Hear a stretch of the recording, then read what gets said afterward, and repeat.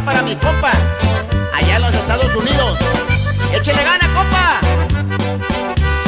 En un camión pasajero de esos que van pa' Sonora, yo iba cansado y con sueño cuando subió una señora con unos ojazos negros.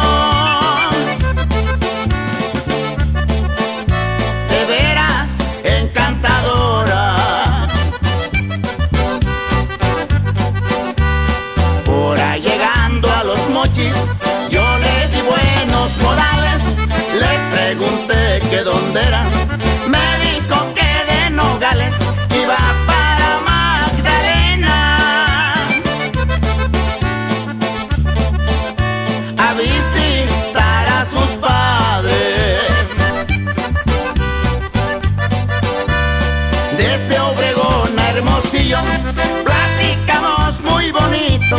Me gusta usted para amigo y se me arrimó un poquito, pero en Santa Ana de plano se dejó dar un besito.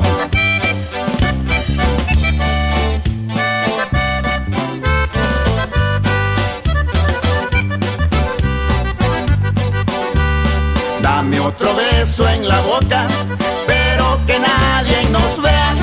¿Qué importa si aquí es Caborca, Agua Prieta o Cananea? Y va para Magdalena.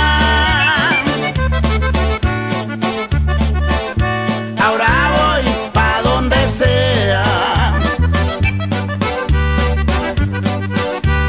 En Santa Ana, Guatabambo, siempre fui muy maltratada. Si no me has querido tanto,